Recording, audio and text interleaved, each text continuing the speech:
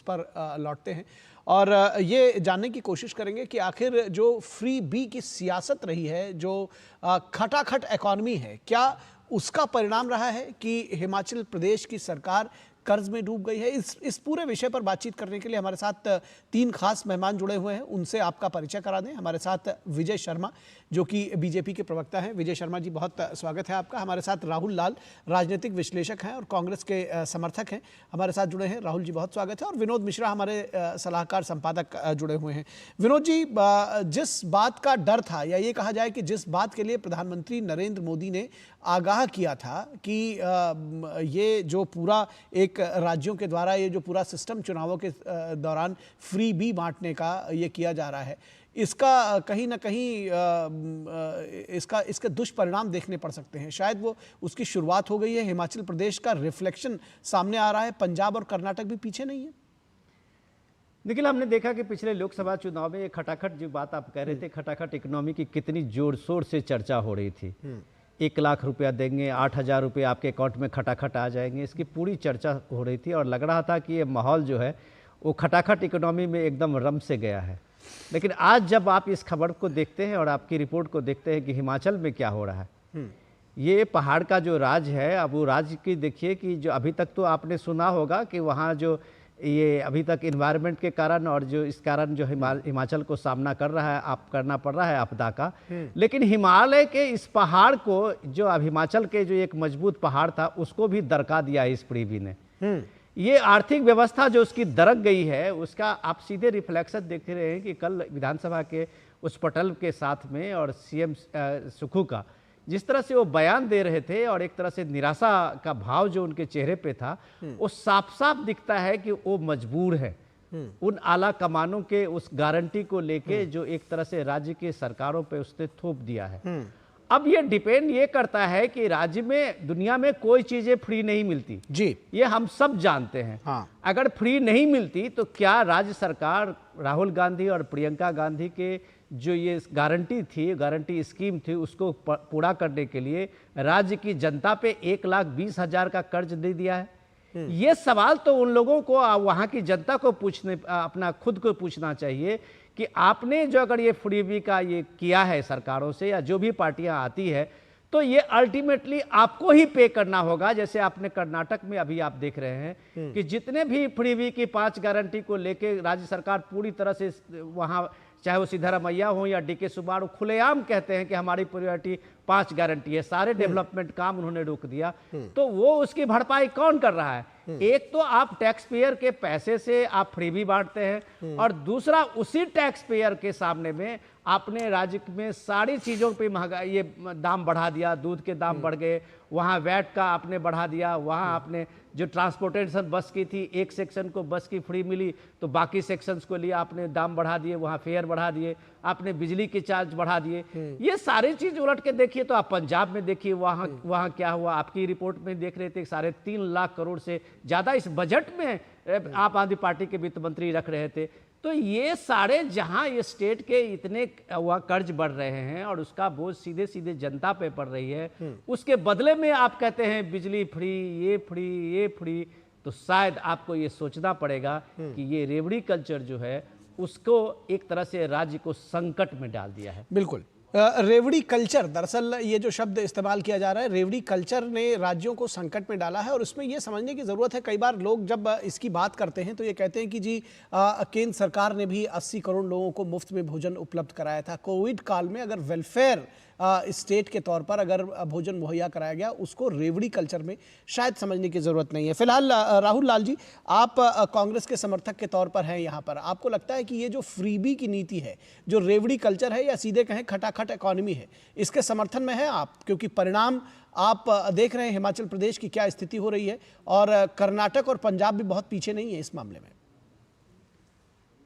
देखिए निखिल जी, अच्छा बात है कि इसको फ्रीबी ही कह रहे हैं, रेवड़ी कह रहे हैं। नहीं तो हमें तो याद है कि मध्य प्रदेश के मुख्यमंत्री जी ने ऐसे तो एक भाषण में वो कह रहे थे, क्या बोलते हैं, सब्सिडी वाले अनाज को फोकट अनाज। उन्होंने तो उसको फोकट अनाज अपने ही प्रधानमंत्री जो दे रहे हैं, जिस प्रधानमंत्री अन्न निधि जो योजना चल रही है, जिसके बारे में अभी आपने वर्णन किया कि 80 करोड़ लोगों को मिल रहा है, तो वो तो मध्य प्रदेश के मुख्यमंत्री जी का बयान में बता रहा था। अब देखिए मुख्य सवाल क्या है। देखिए फ्रीबीज होना चाहिए कि नहीं होना चाहिए, लोक कल्याणकारी राज्य है और जिनको जरूरत है उसके लिए तो राज्य सरकार केंद्र सरकार सबों को आकर सामने खड़ा होना पड़ेगा। अब हिमाचल प्रदेश में जो आर्थिक स्थिति है, देखिए इस समय हिमाचल प्रदेश के ऊपर जो कर्ज है वो 87,000 करोड़ का कर्ज है। आरबीआई के अनुसार वो मानती है कि इस फाइनेंशियल ईयर के समाप्त होते होते वो 90,000 करोड़ तक पहुंच सकता है। वो ये स्थितियां हैं। लेकिन निखिल जी, क्या इसके लिए फ्रीबी जिम्मेदार है? हमें लग रहा है कि इसके लिए फ्रीबी जिम्मेदार नहीं है। इसके लिए जो पिछले वर्ष भयानक वहां पे एक जो है कि आपदा की स्थिति आई, प्राकृतिक आपदा की स्थिति आई, और कांग्रेस ने और तमाम लोगों ने काफी जमकर मांग किया कि उसको राष्ट्रीय आपदा घोषित किया जाए। वो राष्ट्रीय आपदा घोषित नहीं किया गया। हाँ, इस बार जो अभी जो बजट आया, अभी संपूर्ण बजट जब आया, उसमें पहली बार वित्त मंत्रालय ने एक तरह से उसके लिए जो बजट का प्रावधान किया, लेकिन वो जो बजट का प्रावधान किया गया वो भी अभी वहां तक नहीं मिला है। संक्षेप में खाली 2-3 चीजें और जोड़ दूं। यहाँ पे पंजाब के आंकड़ों की जरूर बात की जा रही है कि पंजाब भी कर्ज जाल में फंस गया है, कर्नाटक के बारे में की जा रही है। मैं आपके कार्यक्रम में आने से पहले बड़ा शोध करके आया हूं, बिजली सब्सिडी पे सबसे ज्यादा खर्च करने वाला राज्य मध्य प्रदेश है। और इस समय इसमें महाराष्ट्र के ऊपर भी एक तरह से अगर आप देखें तो वो 7,22,000 करोड़ का कर्ज महाराष्ट्र के ऊपर है। गुजरात के ऊपर भी 4,67,000 का कर्ज है। मध्य प्रदेश के ऊपर भी 4,18,000। अब मैं आपसे, ठीक है वो लिस्ट आपके पास होगी, मैं एक बात बहुत देर से सोच रहा हूं आपसे कहने के लिए। देखिए, अगर आपकी जेब में पैसा है तो आप खर्च करेंगे, जिसकी जेब में पैसा नहीं है वो देखेगा कि उसको कहां बचाना है।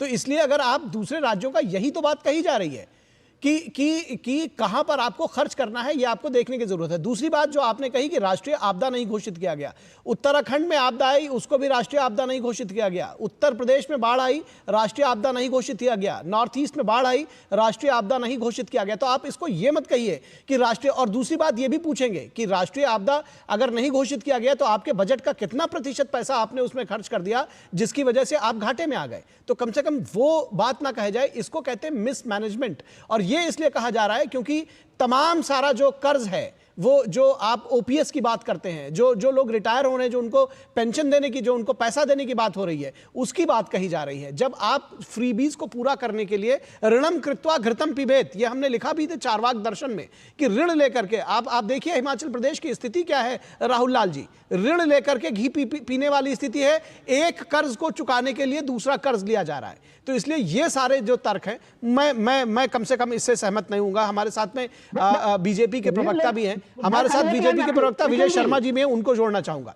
विजय शर्मा जी का हम को जोड़ लेते हैं। विजय शर्मा जी ये कह रहे हैं कि दरअसल ये हमारा मिसमैनेजमेंट नहीं है, और इस तरह के जो कि मैंने जैसा कि कहा कि वो वेलफेयर स्टेट में कोविड काल में अगर 80 करोड़ लोगों को भोजन दिया गया या उनको अनाज पहुंचाया गया, उसको भी सही नहीं मान रहे राहुल लाल जी। वो कह रहे हैं कि नहीं, वो भी एक रेवड़ी कल्चर का ही था, और ये बार बार इस बात को तर्क देने की कोशिश कर रहे हैं कि ये रेवड़ी कल्चर की वजह से हिमाचल प्रदेश की स्थिति नहीं हुई है। देखिए निखिल जी, राहुल लाल जी को मैं जवाब देना चाहता हूं। आप मुझे बताइए, थोड़ा सा हम पीछे चलते हैं। आपने वेस्ट बंगाल में देखा होगा, कम्युनिस्टों ने इसी तरह की एक योजना लाए थे। वो इसी तरह से वो लोगों को धोखा देके और सरकार में आए थे और काफी लंबे समय तक सरकार में रहे। तो वहां की हजारों फैक्ट्रियां, कंपनियां जो मथुरा रोड अपना दिल्ली से लेके और मथुरा तक सारी वहां से भग के आ गई थी। और उसके बाद में उसका नतीजा आपने देखा होगा कि वहां लोग काम करने से कतराने लग गए, क्योंकि उनको सिर्फ निर्भरता उनकी दिखा दी चावल और दाल। वहां हजारों लोग कलकत्ता की सड़कों पे सोते थे, भूखे सोते थे। तो उसके बाद में लोगों ने जाना, किस तरह से सिंगूर में विरोध किया ममता बनर्जी ने, किस तरह से वेस्ट बंगाल सबसे पीछे है। तो अब राहुल लाल जी ने जैसे बताया, अपना एक तुलनात्मक बताया स्टेटों से। आप मुझे बताइए, अभी हम एक बॉम्बे बड़ौदा रोड बना रहे हैं, 1.25 लाख करोड़ का है।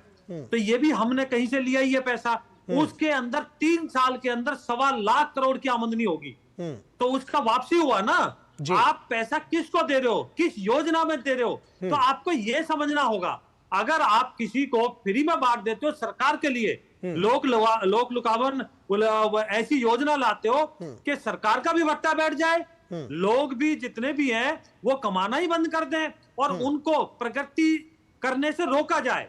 एक किस्म से अगर आप किसी को, महाराष्ट्र का बजट आपने देखा नहीं है, लग रहा है महाराष्ट्र का अभी हाल का बजट अगर आप देखे होते विजय जी, वहां पे पूरे के पूरे रेवड़ी संस्कृति जिसका प्रधानमंत्री विरोध कर रहे हैं, आपके महाराष्ट्र में ही उसका पालन नहीं हो रहा है।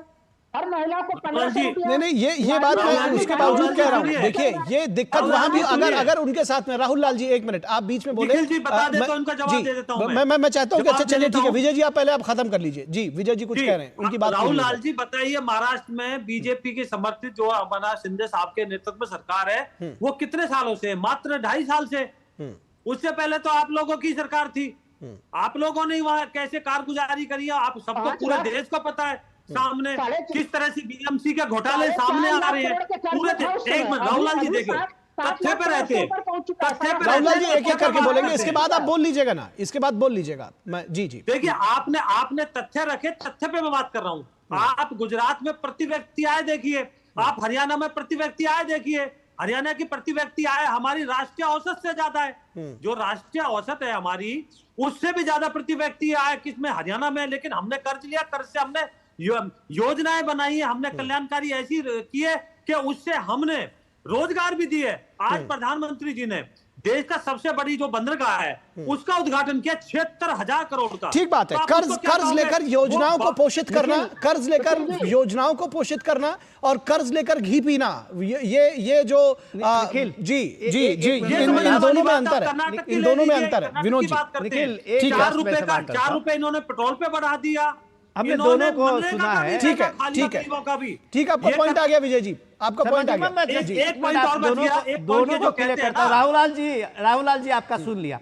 राहुल लाल जी आप जो ये सारे स्टेट को दिखा रहे थे कि सर हर स्टेट पे कर्ज का इतना बोझ है, उसमें हिमाचल का कितना है। सबसे पहले तो ये जान लीजिए कि किसी स्टेट के जो कर्ज लेने का है वो उसके जीडीपी पे डिपेंड करता है। बिल्कुल।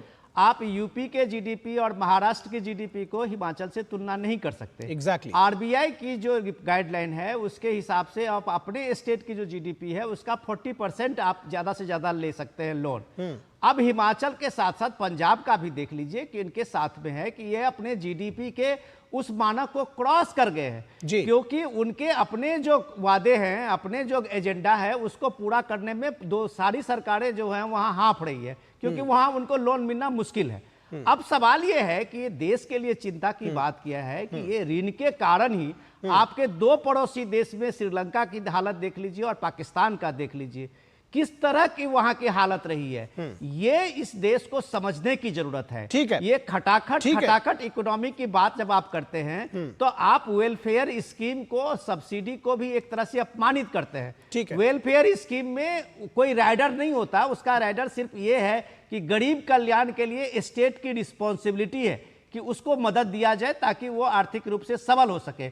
आप एक टोटल में कहते हैं बिजली फ्री, सबकी फ्री, ठीक है, आप ठीक है। कह रहे हैं बस आपका- की फ्री। हाँ। ये सारी चीजों आपका समझने की पॉइंट आ जरूरत गया, है आपका कि पॉइंट आप आ गया और सीधे मुझे लगता है कि सीधे राहुल लाल जी वोटर्स अगर को इस एक बात तरह को से समझना लुभाने चाहेंगे, के लिए ठीक है आप विनोद जी स्टेट को आपका डैमेज पॉइंट कर आ गया, विनोद जी आपका पॉइंट आ गया और मुझे लगता है राहुल लाल जी अगर इसको सच में अपने दिल से इस बात को समझना चाहेंगे, आप समझ गए होंगे, मंद मंद मुस्कुरा रहे हैं, कम से कम मैं समझता हूं कि आप तक ये बात जरूर पहुंची होगी। चलिए बहुत शुक्रिया राहुल लाल जी, आज चर्चा में हमारे पास समय बस इतना ही है राहुल लाल जी, और मैं जानता हूं आपके तर्कों में भी दम नहीं है, प्लीज मुझे मुझे मुझे मुझे मुझे माफ कीजिएगा, लेकिन मैं आपसे इजाजत लेना चाहूंगा। बहुत शुक्रिया राहुल लाल जी हमारे साथ जुड़ने के लिए। विजय शर्मा जी आपका भी शुक्रिया और विनोद मिश्रा जी आपका भी शुक्रिया।